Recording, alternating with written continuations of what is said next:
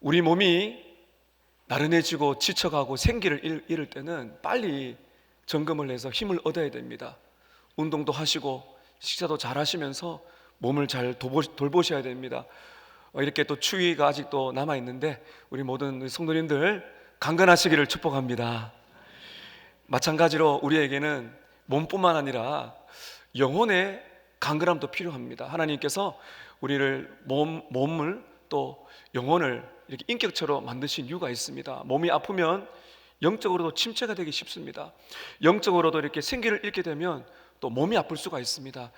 여러분께서 이 육신의 강건함을 돌보실 뿐만 아니라 우리가 특별히 이 부흥이라는 주제로 말씀드릴 때 저와 여러분에게 하나님께서 특별한 영혼의 생기와 활력을 주시기를 또한 축복합니다. 부흥입니다. 부흥은 성령님의 특별한 역사로 인하여서 충만한 은혜가 부어지는 시기라고 볼 수가 있습니다. 지난주 제가 말씀드리면서 성령님은 바로 생수와 같다. 예수님께서 그 성령을 보내셨고 우리에게 성령이 내재해 계시고 그리고 성령 충만해야 된다, 여러분께 말씀을 드렸습니다. 성령의 충만함이 있어야 우리가 영혼의 활기를 얻고 힘을 얻게 됩니다. 여러분, 성령 충만은 곧 말씀 충만입니다. 잊지 마십시오. 성령 충만은 무엇 충만이라고요? 말씀 충만입니다. 그래서 우리가 느헤미야 8장의 부흥의 역사를 보면서 하나님께서 부흥을 주실 때 말씀을 통해 주신다. 이게 가장 바른 것입니다. 성도들의 마음에, 이스라엘 백성들의 마음에 말씀을 듣는 태도가 달라지게 되고 그 말씀을 듣고 싶고 읽고 싶고 말씀을, 영혼의 양식을 먹고 싶은 자세가 변화가 되었습니다. 그리고 그 말씀을 깨닫기 시작했습니다. 말씀을 알아갑니다. 빛이 들어옵니다. 생각이 달라집니다. 뿐만 아니라 심령의 변화가 됩니다. 이게 지정 심령의 변화가 되죠. 삶이 변화가 됩니다. 그래서 저는 지난주에 우리가 하나님의 말씀을 통해 은혜를 받을 때 우리의 생각뿐만 아니라 거룩한 감정이 바뀌는데 그 중에 하나가 충만한 기쁨이라고 여러분께 말씀을 드렸습니다. 오늘은 느헤미야 9장에 이어갑니다. 느헤미야 8장까지 부흥의 역사가 있는데요, 그 다음에 오늘 9장부터는 또 다른 측면의 2차적인 부흥이 일어납니다. 이렇게 하나님께서는 은혜의 물결을 이렇게 주시고 이렇게 하십니다. 느헤미야 9장에 보게 되면 특별한 또 마음의 변화가 있는데 그것이 무엇인가 하면 회개입니다. 회개란 것은 죄를 고백하는 것입니다. 거룩한 슬픔입니다. 느헤미야 8장의 중심은 기쁨입니다. 느헤미야 9장은 거룩한 슬픔입니다. 이것이 어떻게 조화를 이룰 수 있을까요? 이게 하나님의 역사입니다. 이게 거룩한 역설입니다. 하나님의 은혜를 받고 나면 이 크게 두 개의 감정이 내 안에 뜨겁게 역사합니다.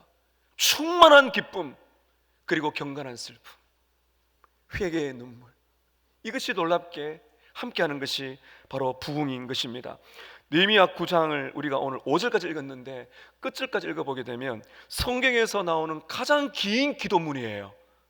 다음 주에 다 읽지는 못하고 또 중요한 것을 볼 텐데 성경에서 가장 긴 기도문이 바로 회개와 찬양, 바로 그 놀라운 기도문인 것입니다. 저는 오늘 부흥에 오게 될 때 우리가 겪게 되는 특별한 은혜의 결과인 참된 회개에 대해서 여러분께 5가지로 말씀을 드리려고 합니다. 개인적으로 가정에서 우리 교회가, 한국교회가 진짜 부흥을 경험하여서 회개의 역사가 일어나기를 기도하는 마음으로 함께 말씀을 보도록 하겠습니다. 하나님 주시는 회개의 특징 5가지. 첫 번째는 공동체 안에 일어나는 회개입니다. 공동체적으로 집단적인 회개 역사가 있다는 것입니다.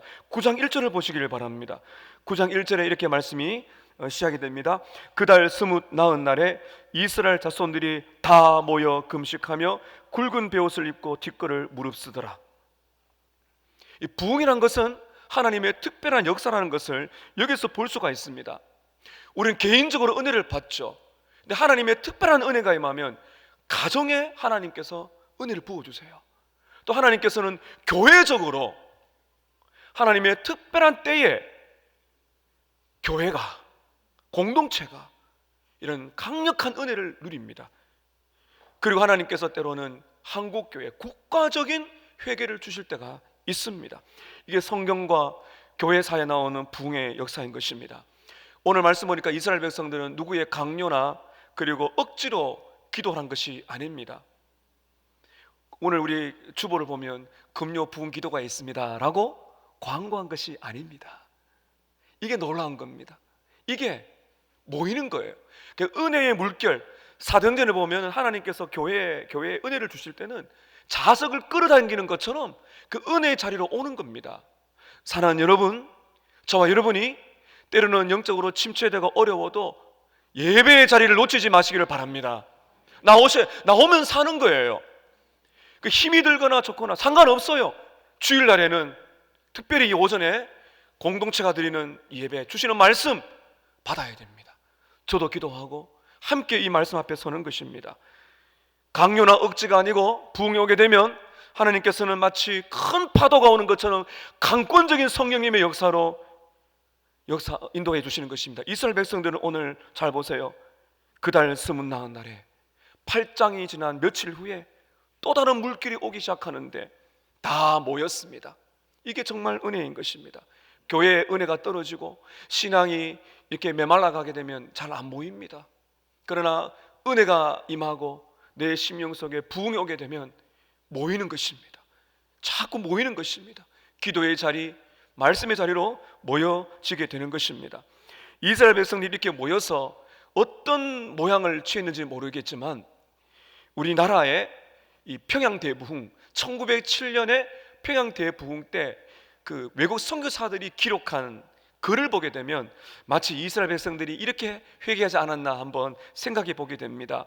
여러분, 1907년의 평양 대부흥은 전무후무한 지금 역사적으로 학자들이 하면은 전 세계에서 가장 강렬한 부흥이라고 말할 것처럼 한국교회 유산입니다. 그래서 우리가 그 1907년의 평양 대부흥 이렇게 말을 하는 이유가 있는데요.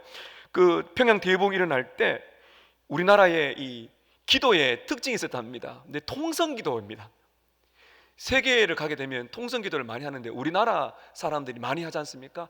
이렇게 함께 소리를 내어 기도하는 것이 이 평양 대부흥 때 일어났던 아주 현상이었는데 현장을 목격한 방위량 외국 선교사님이신데요.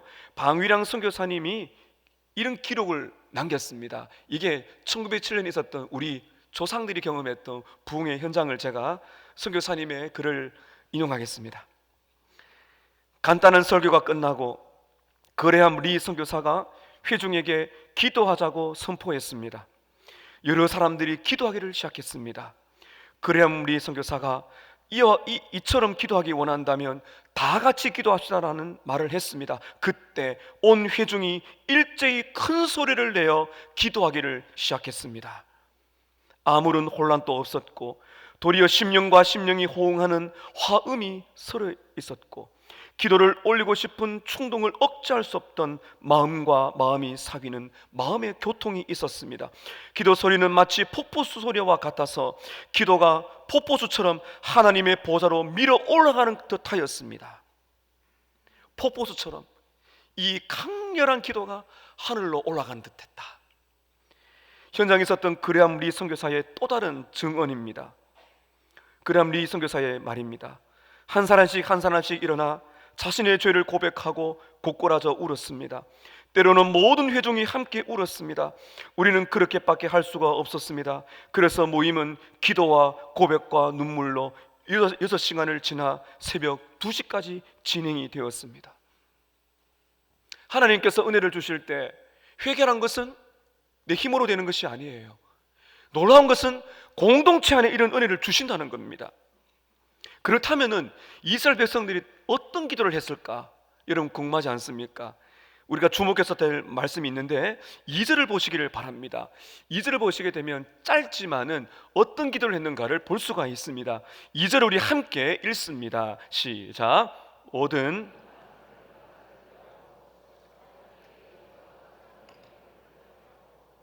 2절 끝을 보시기 바랍니다. 자기 외의 죄를 자복했습니다. 그는 누구의 허물을 또 자복했나요? 조상들의 허물을 자복했더라.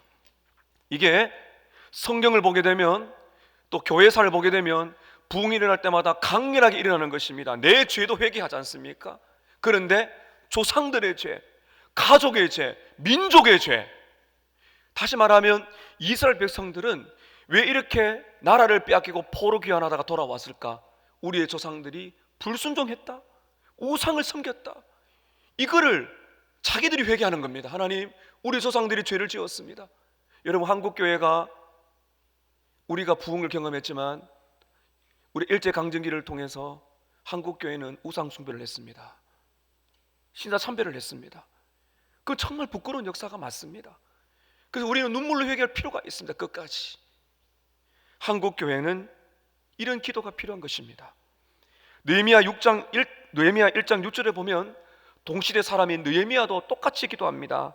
하나님, 나와 내 아버지의 집이 범죄하였습니다. 우리 너무나 이기적이라서 내 죄는 내 죄고 당신의 죄는 당신의 죄지 무슨 우리의 죄냐 이렇게 말하기 쉬운데요, 이게 은혜를 받은 성도의 변화가 뭔가 하면, 이게 뭔가 하면 자기 동일시라 그럽니다. 자기 동일시. 내 죄가 아닐지라도 다른 사람의 지은 죄를 나의 죄로 가져와서 나와 내 아버지의 집이, 나와 한국교회의 죄와, 이걸 하나로 말하면 우리가 부르는 부흥찬양에 보면 이렇게 말하지 않습니까? 우리의 죄악 용서하소서. 한번 따라 하실까요? 우리의 죄악 용서하소서. 이렇게 기도가 되는 이유가 있습니다. 여러분, 교회는 나 혼자가 있는 거 아니에요. 교회는 하나님 아버지를 믿고 예수 그리스도의 그 피로 값주고 사신 교회는 성령 안에서 그리스도의 몸을 이룬 공동체거든요. 그 예수님께서 기도를 가르치실 때 뭐라고 말씀하셨습니까? 하늘에 계신 우리의 아버지요. 이게 공동체성이거든요. 이 기도를 하는 우리 교회, 우리 이웃의 교회, 북한과 민족과 열방에 흩어지는 모든 성도들이 기도할 때, 이게 무형의 교회거든요. 모든 성도들이 하나님의 은혜 아래 아버지를 부르고 있습니다. 그래서 우리가 우리의 아버지라고 부르고 있는 것입니다. 근데 여러분, 우리는 어떻습니까? 우리가 기도는 그렇게 하지만 우리가 우리라는 이 의식을 못할 때가 너무 많습니다. 좋은 일 있을 때는 우리가 남이가 그러잖아요. 우리 가족 아닙니까? 그렇지 않습니까? 죄송합니다. 제가 사투리를 썼습니다. 우리가 남이가 너무 좋죠. 그런데 그 다음이 문제예요. 안 좋은 일이 생기면, 누군가가 큰 실수나 죄를 범하면 사람들이 마음이 달라집니다. 왜 당신 그런 죄를 지었어요? 정지하기 바쁘고 그 사람의 죄를 지적하기 바빠요. 이게 그래서 은혜가 오게 되면요, 좋은 것은 당연히 우리가 남이 아니잖아요. 그런데 누군가가 실수하고 누군가가 지치고 어려움을 뿐만 아니라 누군가가 죄를 지으면 그 사람이 문제라고 말하지 않습니다. 우리의 죄로. 교회 안에 어떤 어려움과 어떤 죄가 드러났다 싶으면은 어떤 그 사람이 회개했다고 말을, 물론 그 사람이 회개해야 되지만, 그러나 은혜가 임하면 이게 우리의 죄가 되는 거예요. 우리의. 이게 진짜 은혜인 것입니다. 우리의 죄 용서하소서. 여러분, 한국교회를 보세요. 한국교회에 조그만 어려움이 있으면은 그거를 그렇게 보도하는 악한 사람들이 있습니다. 마치 모든 교회가 그런 것처럼. 그러나 여러분, 우리는 생각해야 될 필요가 있습니다. 어떤 큰 교회가 이런 잘못을 저질렀더라, 어떤 유명한 목사님이 이런 죄를 저질렀더라, 그런 일이 나오게 될 때 우리는 나는 달라 이렇게 생각하면 안 돼요. 우리의 죄를 용서해 주십시오. 한국 교회와 한국 목회자들의 죄를 용서해 주십시오. 이게 진짜 나라를 살리는 기도가 아니겠어요? 회개란 것은 이렇게 넓은 것입니다. 공동체, 이게 우리가 영상 매체를 통해서 다른 나라의 교회가 고통받을 때도 그게 우리가 있죠. 죄를 지으면 우리의 죄로 고백하는 것이죠. 진짜 회개는 공동체 안에 일어나는 것입니다. 두 번째 회개의 특징은 하나님 앞에서 겸손한 회개입니다. 겸손한 회개입니다. 몇 년 전에 미국 바이올라 대학 신학 교수인 T. 윌리엄스라는 분이 아주 놀라운 보고를 남긴 적이 있습니다. 전 세계적으로 가장 빠르게 성장하는 종교가 있다. 어딜까요? 기독교일까요? 이슬람교일까요? 놀라운 것은 윌리엄스의 교수의 말입니다. 전 세계적으로 가장 빠르게 성장하는 종교는 자기 숭배라는 종교다. 자기 숭배라는 종교다. 자기 숭배에 빠진 사람들의 특징은 자신을 즐기는 것입니다. 자신을 즐기는 것이 인생의 제일 큰 목적입니다. 그리고 자기가 뭘 원하는지를 생각해 보라고 말합니다. 그리고 자기 자신을 찾기 위해서 명상도 하고 성찰도 해서 자기 만족도를 올려라. 이게 이 세상에 흐르고 있는 가장 빠르게 성장하고 있는 종교다. 자기 숭배 현상은 자기 과시, 그리고 나르시시즘과 같은 자기 사랑, 자기 연민, 자기 중심주의, 결국 자기가 행복, 자기 사랑, 자기 의, 자기 욕망, 이걸 채우는 것이 이 땅에 있는 모든 사람들의 문제다, 이렇게 말하고 있는 것입니다. 여러분, 그런데 기독교는 어떻습니까? 우리가 믿고 있는 하나님, 이 기독교는 정반대를 말합니다. 내가 누구인가를 발견하기 위해서는 하나님을 만나라고 말합니다. 하나님을 알고 하나님을 앞에 서야 내가 누구인가를 깨달을 수 있다고 말하고 있는 것입니다. 그리고 완전히 우리를 박살냅니다. 자기의, 자기 욕망, 자기 사랑, 자기 중심주의를 철저하게 박살냅니다. 하나님을 만났을 때 하나님 앞에서 나를 발견합니다. 그 나는 누구입니까? 내가 죄인입니다. 예수가 필요한 죄인입니다. 구주가 필요한 죄인이라는 사실을 성경에서 말하고 있습니다. 겸손해집니다. 내가 대단한 존재인 것 같았는데 하나님을 만났을 때 내가 겸손해집니다. 나는 아무것도 아닙니다. 나는 아무것도 할 수가 없습니다. 나는 하나님의 은혜와 하나님의 사랑과 하나님이 아니면 한순간도 살 수 없는 연약한 존재입니다. 그걸 깨닫게 되는 것입니다. 교만이 깨뜨려집니다. 지극히 겸손해지게 됩니다. 교만이 깨뜨려지고 겸손해진 그 마음에 하나님의 은혜가 흐르게 되는 것입니다. 여러분, 9장 1절에 바로 그것이 나옵니다. 9장 1절을 보세요. 그다 소문난 날에 이스라엘 자손이 다 모여, 그 다음 어떻게 했는지 잘 보세요. 금식하며 굵은 베옷을 입고 티끌을 무릅썼더라. 금식한다는 건 절박하다는 것입니다. 그리고 굵은 베옷을 입고 티끌을 무릅썼다, 먼지를 덮었었다는 것은 이 당시 사회의 배경이에요. 이것은 두 가지를 말합니다. 하나는 슬픔, 견딜 수 없는 슬픔이 오면은 이 당시 사람들이 굵은 베옷을 입고 머리에 티끌을 뿌립니다. 또 하나는 겸손입니다. 내 힘으로 아무것도 할 수 없다는 겸비, 철저한 겸손과 슬픔이 있을 때 이 당시의 사람들은 굵은 베옷을 입고 이 때로는 옷을 찢기도 하고 티끌을 머리에 뿌렸던 것입니다.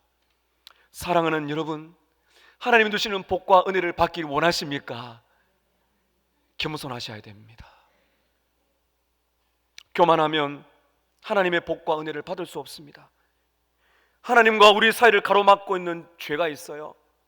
하나님이 주시는 복과 은혜와 부흥을 가로막고 있는 최고의 죄가 무엇인가 하면 바로 교만입니다. 자기 중심성입니다. 이게 얼마나 질긴지 몰라요. 이게 부서져야 됩니다.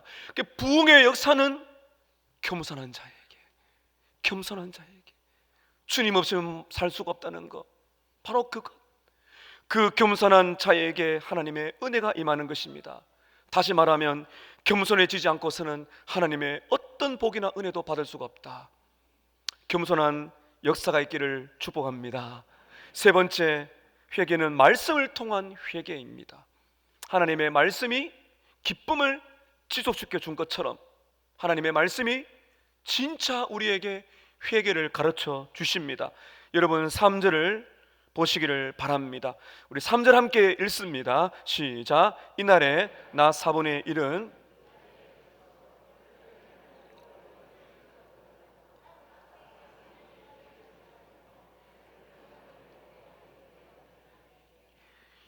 이 3절을 보게 되면 부흥이란 것이 특별하다는 걸 볼 수 있죠. 선체로 3시간을 말씀을 듣습니다. 아마 여러분 1시간 또 있기 힘드실걸요. 3시간을 갑니다. 이게 하나님의 특별한 은혜가 오는 겁니다. 그 3시간을 말씀을 듣고 낮 4분의 1이니까요. 그 다음에 보세요. 낮 4분의 3시간은 자리에 서서 하나님 여호와의 말씀을, 율법책을 낭독하고 들었어요. 그 다음에 끝나지 않았습니다. 낮 4분의 1은 죄를 자복했다는 겁니다. 그 말씀이 들려올 때 끝나는 것이 아니라 그 말씀이 회개의 역사를 가져왔다 하는 것입니다. 그 말씀이 마치 엑스레이처럼 심령을 비추더라는 것이죠. 여러분, 참 우리는요 나름의 기준을 다 가지고 있어요. 나름의 기준을 가지고 나를 평가합니다. 나는 이 정도면 괜찮겠지. 그리고 여 사람을 봅니다. 나는 저 사람보다 신앙생활을 잘한다. 절대로 그런 기준은 없어요. 여러분, 우리가 반드시 붙들어야 될 기준은요 하나님입니다. 그 하나님의 말씀이 우리의 신앙생활의 기준이 되어야 되는 것입니다. 그 바른 회개는 어떻게 나오는가? 바른 회개란 것은 하나님의 말씀에 우리의 삶을 비추어야 됩니다. 하나님의 말씀을 듣게 될 때 하나님이 보시기에, 잘 들으십시오, 하나님이 보시기에 내가 어떤 인간인가? 하나님이 나를 보실 때 어떻게 평가할 것인가? 하나님의 눈에 내가 어떻게 비춰질까? 이걸 우리가 알아야 됩니다. CJ 메허니는 이렇게 말한 바가 있습니다. 우리를 창조하신 의롭고 거룩하신 하나님의 순결한 눈에 우리의 죄가 어떻게 보일지를 생각해 보라. 그럴 때 우리가 어떻게 아직도 여기에서 살고 숨을 쉬고 있는지 묻지 않을 수가 없을 것이다. 하나님의 자비는 참으로 놀라운 신비다. 우리가 하나님의 관점에서 자신의 상태를 온전히 보아야 되고 그리스도의 죽음 앞에서 하나님의 눈으로 우리의 상태를 이해해야 한다. 사랑하는 여러분, 이 무슨 말이면 이렇습니다.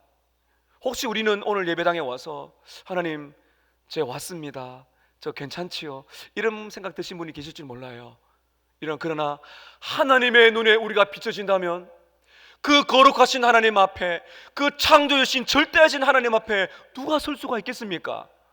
이걸 지금 말하고 있는 것입니다. 하나님, 저 왔습니다, 복 주십시오, 이런 자세가 아니라는 거예요.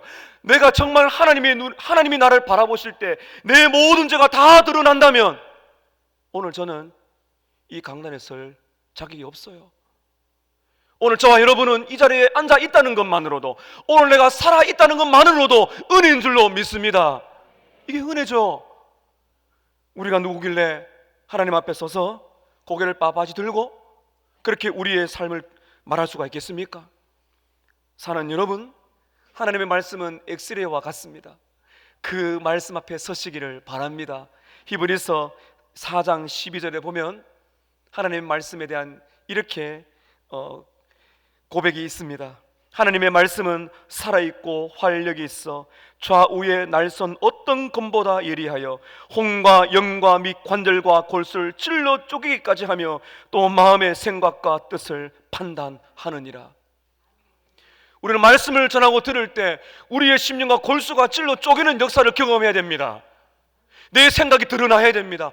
내 심령에, 혼과 육과 내 영혼에 찔러 쪼개는 그 하나님의 강력한 살아있는 검과 같은 말씀을 우리가 경험하게 될 때 어찌 우리가 회개하지 않을 수가 있겠어요? 사랑하는 여러분, 신앙이 깊어진다, 신앙이 성장한다는 것은 도대체 무엇일까요? 성경책을 오래 들고 다니면 신앙이 좋은 것입니까? 신앙이 성숙했다는 그 많은 증표 중에 하나를 오늘 보게 됩니다. 바로 애통입니다. 신앙이 깊어지고 정말 내가 은혜 가운데 자라고 있다는 증거 중에 하나는 이런 눈물이 있어요. 하나님 앞에 거룩한 슬픔, 회개의 깊이가 달라지는 것입니다. 여러분, 제가 하나님의 말씀은 찬란한 태양과 같다고 비유를 드렸는데요, 말씀이 빛입니다. 여러분 보십시오. 우리가 캄캄한 방이 있습니다. 근데 창문 사이로 한 줄기 빛이 쫙 들어옵니다. 어떻습니까? 먼지가 보입니다. 바로 그것입니다. 신앙이 깊어진다는 것은 하나님과 더 가까워지는 것이고 하나님 앞으로 더 가까이 나아갑니다. 그런데 놀라운 것은 하나님은 오라고 말씀하십니다. 그런데 우리 아버지 하나님께 가까이 가면 나아갈수록 그 찬란한 말씀의 빛이 들어오게 되는데 뭐가 많이 보일까요? 죄가 더 많이 보입니다. 그래서 말씀을 알아가고 신앙에 성장할 때는 죄를 각성하는 깊이가 달라지게 되는 것입니다. 이전에는 그렇지 않았는데 내 안에 은혜가 역사하고 하나님의 말씀이 비춰지게 될 때 옛날에는 몰랐는데 이게 죄구나, 죄가 민감해집니다. 내 자신의 부패성을 더 많이 봅니다. 이게 진짜 은혜입니다. 하나님을 더 깊이 만날수록, 하나님의 은혜를 더 많이 받으면 받을수록 어떤 고백이 나오는가 하면은 이런 고백이 나와요. 내가 이렇게 은혜를 많이 받았는데, 내가 이렇게 말씀을 많이 들었는데 왜 나는 더 감사하지 못하는가? 왜 나는 더 기뻐하지 못하고, 왜 나는 더 순종하지 못하고, 왜 나는 더 말씀대로 살지 못하고, 왜 나는 더 전도하지 못하는가? 이런 죄의 고백이 나오게 되는 것입니다. 여러분, 죄는 무엇인가 하면요, 하지 말라고 한 걸 한 것도 죄죠.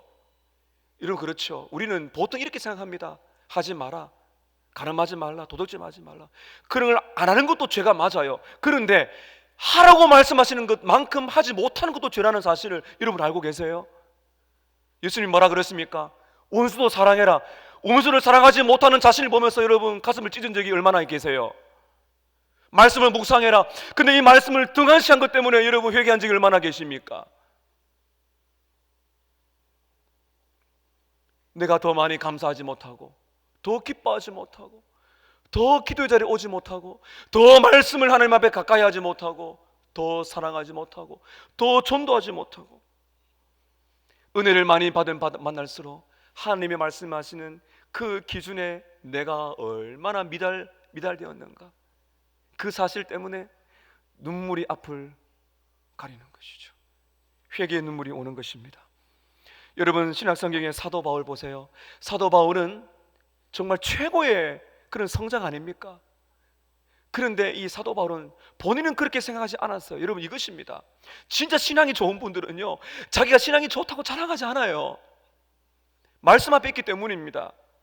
디모데전서 1장 15절을 보게 되면 사도 바울의 인생의 마지막입니다. 거의 이 사람이 죽을 때가 다 돼가고 있어요. 신앙이 절정에 올라갈 때 디모데전서 1장 15절에 바울이 이렇게 놀라운 고백을 합니다. 미쁘다 모든 사람이 받을 만한 이 말이요, 그리스도 예수께서 죄인을 구원하시려고 세상에 임하였다 하였도다. 우리 예수님이 죄인을 구하려고 이 땅에 오셨다. 그 다음에 너무나 놀라운 충격적인 고백을 합니다. 저를 한번 따라 하실까요? 내가 죄인 중에 내가 괴수니라. 죄인 중에 내가 괴수입니다. 예수를 가장 많이 닮은 사도 바울, 누가 그에게 그런 말을 하겠어요? 자기가 그렇게 고백하는 겁니다. 내가 죄인 중에 우두머리 괴수입니다. 은혜를 받고 나니, 그 하나님의 사랑의 깊이를 알고 나니 문제가 더 많이 보이니까 얼마나 내가 큰 죄인인가를 더 깊이 알아가는 거예요. 이것이 진짜 성장하는 것입니다. 하나님의 말씀에 빛이 비춰오게 될 때 거룩한 슬픔, 깊이 있는 눈물, 경건한 슬픔이 임하시기를 축복합니다. 네 번째 회개 특징은요, 삶의 변화가 따르는 회개입니다. 삶의 변화가 따릅니다. 2절 보시기를 바랍니다. 2절에 짤막하게 나오지만은 앞으로 구체적으로 또 볼 날이 있을 겁니다. 2절 보십시오. 모든 이방 사람들과 어떻게 했다고요? 절교했어요. 이것은 어떤 의미인가 하면 일종의 분리입니다. 거룩한 백성들로서 구별되게 산다는 겁니다. 이 당시에 이방 사람들과의 문제가 있었습니다. 이방 사람들과 가까이 하게 되면 우상이 들어옵니다. 음란해집니다. 이방 사람들의 우상과 음란과 잘못된 문화가 들어오게 되면 이게 하나님을 섬기면서도 우상 숭배하면서 이게 뭔가 하면은 하나님을 향한 순수한 신앙이 사라지게 되는 겁니다. 그랬는데 은혜가 오니까 어떻습니까? 모든 사람들이 이방 사람들과 절교하더라. 여러분, 우리는 이 땅에 살아갑니다. 세상에 발을 디디며 살아갑니다. 우리는 세상 사람을 만나야 되죠. 일터에서 만나야 됩니다. 만나야 그들을 섬기고 복음도 전하고 함께 살아가는 거. 그걸 떠나면 우리는 떠나면 안 돼요. 세상에 들어가야 돼요. 세상에 들어가야 살지만은, 그러나 우리는 세상에 속하지 않는 하나님께 속한 백성이라는 사실을 알아야 된다는 것입니다. 우리의 비극이 무엇입니까? 우리의 비극이 무엇인가 하면은 하나님을 섬긴다고 말하면서도 여전히 세상 방식대로 살아가는 거예요. 이게 한국교회의 비극인 것입니다. 여러분, 외적인 성장 귀합니다. 그러나 한국교회가 왜 위기가 왔어요? 세상과 똑같다는 것입니다. 한마디로 말하면 세상과의 분리가 아니고 세상과의 타협입니다. 당연한 듯이 어쩔 수 없는 것처럼 살아가는 이 세상과의 방식대로 살아가는 것, 이게 정말 여러분 우리에게 얼마나 큰 문제인지 아십니까? 안 믿는 가족들이 우리를 봐도 분리가 안 느껴져요. 같이 사는데 다름이 느껴져야 되잖아요. 그 다름이 영적인 파워가 아니겠어요? 그것이 진짜 우리의 삶이 아니겠습니까? 여러분, 회개는 무엇인가 하면, 회개란 것은 단순한 후회가 아닙니다. 하나님 죄송합니다, 또 살아가고요. 그게 회개가 아니에요. 회개는 내가 주인인 것을 깨닫고 거룩한 슬픔을 가지게 됩니다. 때로는 눈물이 쏟아집니다. 그런데 진실한 회개는 우리의 의식까지, 우리의 삶까지 영향을 미치는 것입니다. 우리는 죽을 때까지 완전히 질 수가 없어요. 그러나 여러분, 진짜 하나님의 성도들은 어떻게 살아갑니까? 회개하고 변화된 인생, 비록 죄를 때로는 반복적으로 짓는다 할지라도 하나님의 성도는 하나님이 기뻐하지 않는 삶을 버리려고 하고 하나님이 기뻐하는 삶을 정말 그렇게 살고자 몸부림을 치는 사람이에요. 비록 속도가 더디더라도 변화를 경험합니다. 하나님이 싫어하시는 죄를 나도 싫어합니다. 그렇기 때문에 변화가 오게 되어 있는 것입니다. 고린도후서 7장 10절과 11절에 보면 사도 바울이 얼마나 죄를 싫어했는지를 이렇게 말을 하고 있습니다. 고린도후서 7장 10절과 11절입니다. 하나님의 뜻대로 하는 근심은, 회개를 말하고 있거든요. 하나님의 뜻대로 하는 거룩한 슬픔인 근심은 후회할 것이 없는 구원에 이르게 하는 회개를 이루는 것이요, 세상 근심은 사망을 이루는 것이니라. 보라, 하나님의 뜻대로 하게 된 이 근심이 너희로 얼마나 간절하게 하며 얼마나 변정하게 하며 얼마나 분하게 하며 얼마나 두렵게 하며 얼마나 사모하게 하며 얼마나 열심히 있게 하며 얼마나 벌하게 하였는가. 너희가 그 일에 대하여 일체 너희 자신의 깨끗함을 나타내었느니라. 여러분, 오늘 주님이 우리에게 물으십니다.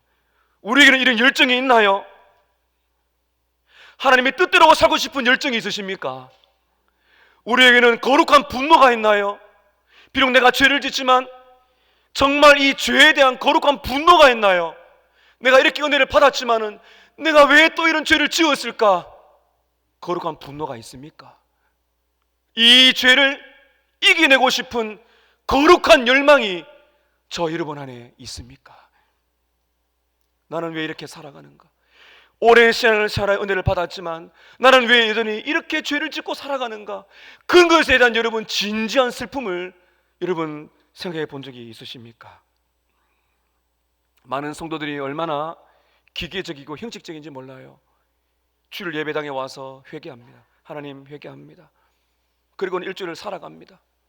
또 죄를 지어요. 또 주일 와서 또 회개합니다. 제가 이 자체를 나쁘다고 말한 것이 아닙니다. 물론 우리는 회개해야 됩니다. 주일 와서. 근데 많은 분들이 형식적이고 기계적입니다. 주님 죄송합니다, 회개합니다. 그리고 막 살아가요. 또 주일 또 회개합니다. 왜냐하면 회개하면 용서 주시니까요.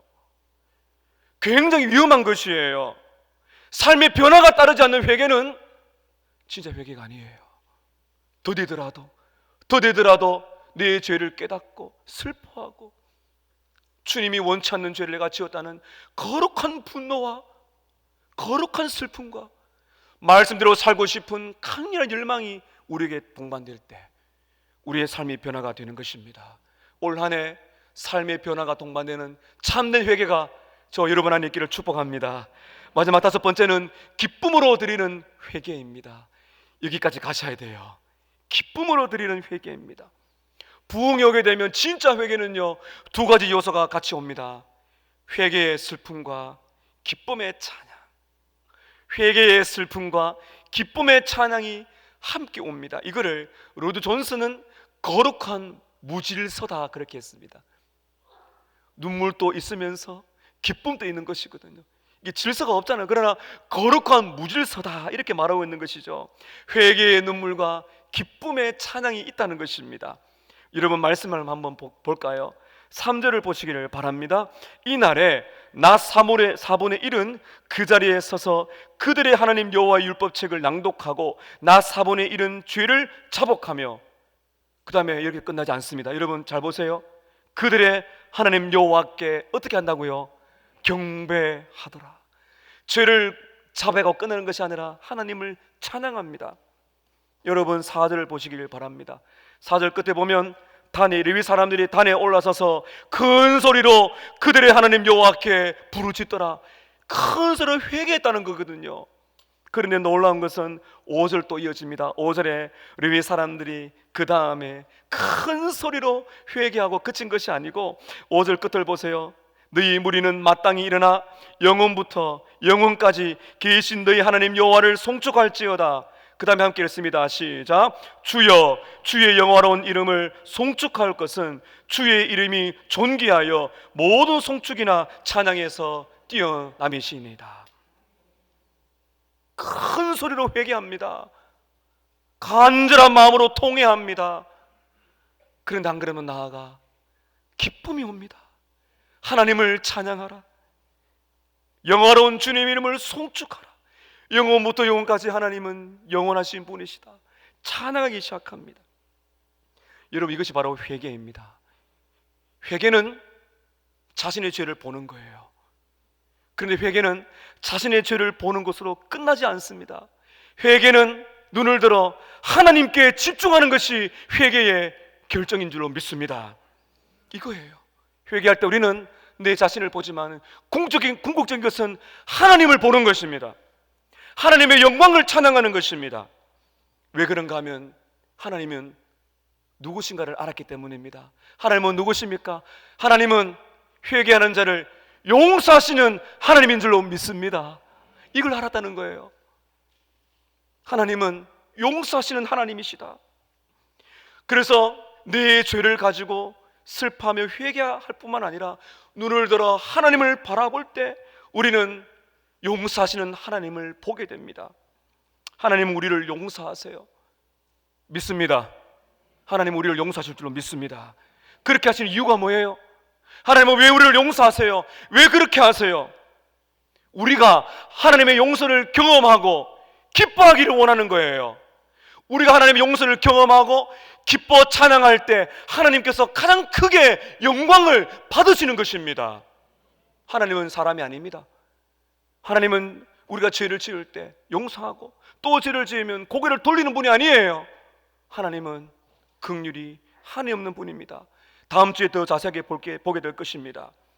우리가 죄 용서를 받고 기뻐할 때 하나님은 가장 크게 영광을 받으시기 때문에 우리에게 참된 회개는 기쁨을 맛보도록 하는 것입니다. 그러나 여러분 너무나 안타까운 것이 있어요. 많은 성도님들이 회개를 하긴 하는데 자기를 보며 끝나는 거예요. 자기를 보면서 절망하면서 끝나는 겁니다. 많은 분들이 죄책감에 빠집니다. 저에게 그런 말씀하시는 분이 계시더라고요. 나는 내 자신을 용납할 수 없어요. 내가 이런 죄를 지었는데 어떻게 하나님 앞에 나와서 용서를 구할 수가 있겠어요? 체면도 없죠. 하나님께 용서를 구하기도 부끄럽습니다. 나는 이런 인간이에요. 이런 죄를 지었는데 어떻게 하나님 앞에 나아가겠어요? 그렇게 말씀하셔서 끝나는 분이 계세요. 사실 맞죠? 진짜 우리를 보면 무슨 이런 인간이 다 있나? 맞잖아요 여러분. 근데 그렇게 절망하면서 끝나면 안 된다는 거예요. 그건 복음이 아니에요. 복음은 내 절망을 가지고 고개를 들라고 말하고 있는 것입니다. 고개를 들어서 용서하시는 하나님을 보도록 만드는 것이 진짜 회개인 줄로 믿습니다. 구주 예수를 바라보는 것입니다. 그때 용서의 은혜가 강물처럼 흐르는 것입니다. 예수님의 십자가를 보는 것입니다. 청교도 리차드 십스는 꺼져가는 심지와 상한 갈대라는 책에서 이 부분을 아주 놀랍게 설명하고 있습니다. 리차드 십스의 말입니다.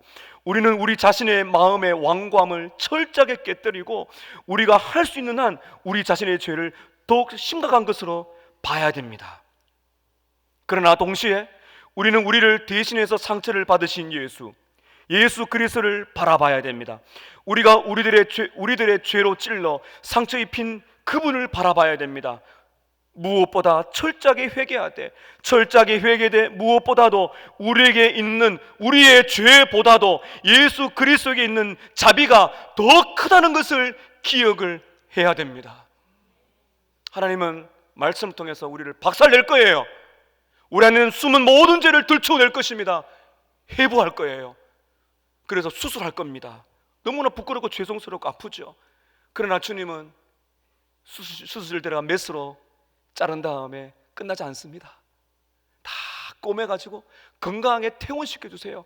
그게 무엇인가 하면 내 죄가 아무리 크다 할지라도 예수의 피로 용서받을 죄는 못 받을 죄는 없다는 거예요. 모든 죄가 회개하는 자에게 예수의 피가 용서하실 줄로 믿습니다. 제가 대학 시절에 아직도 기억 남는 회개 경험이 있습니다.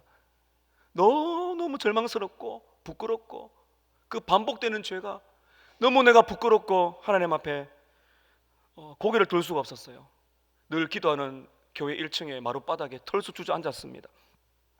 고개 들 수가 없고 기도도 잘 안 돼요. 그럴 때는 고개를 콕 숙이고 막 절망하고 있는데 평생 잊지 못할 사건이 벌어진 거죠. 마치 누가 옆에서 가사를 불러주는 것 같아요. 그리고 곡조가 막 생각이 나요. 찬송하세 주의 보혈 그 샘에 지금 나아가 죄의 깊이 빠진 이 몸 그 피로 씻어 맑히네. 우리가 나중에 함께 부를 거예요. 찬송하세 주의 보혈 그 샘에 지금 나아가 죄의 깊이 빠진 이 몸 그 피로 씻어 맑히네. 가사가 이렇게 나옵니다. 주 예수를 깊이 아는 놀라운 그 은혜 하늘나라 즐거움이 매일 새롭도다. 제가 급하게 찬송가를 폈어요. 옛날에 200장 지금 266장 좀 나중에 부를 겁니다. 제목은 주의 피로 이룬 샘물 참 깊고 넓도다. 주의 피로 이룬 샘물 참 깊고 넓도다. 그 찬양을 마치 누가 나와 함께 부르는 것처럼 지금 돌아보니 성령 하나님이 그렇게 하신 거예요. 그러면서 슬픔이 지나서 기쁨이 오더라는 겁니다. 그래서 외쳐지는 고백은 나는 용서받았습니다. 할렐루야. 거기까지 가야 되죠. 나는 예수의 피로 내 모든 죄가 용서받았습니다. 이 고백이 평생 가는 겁니다. 부끄럽죠. 또 죄를 짓죠. 그러나 이 말씀 또 찬양 부르는 겁니다. 찬송하세 주의 보혈 그 샘에 지금 내가 나아가 죄의 깊이 빠진 이 몸 그 피로 씻어 맑히네. 평생이 지금까지 이 찬양이 나오는 것입니다. 사랑하는 성도 여러분, 부흥의 물길이 불어와서 성령 충만하시기를 축복합니다. 자신과 가정과 교회 안에 이 충만한 은혜가 임하여서 회개가 되기를, 회개가 터져나오기를, 우리의 죄로 고백되기를, 하나님 앞에 겸손하게 하나님 아니면 살 수 없다는 절박한 겸손함에 있기를, 그리고 말씀을 통하여 내 죄가 비추어지기를, 그리고 삶이 변화가 되기를, 궁극적으로 슬픔을 지나 말할 수 없는 죄 용서의 기쁨과 환희의 영광이 여러분, 저와 여러분 안에 충만하게 임하는 저와 여러분 가정과 교회가 되시기를 주의 이름으로 축복합니다. 기도하겠습니다.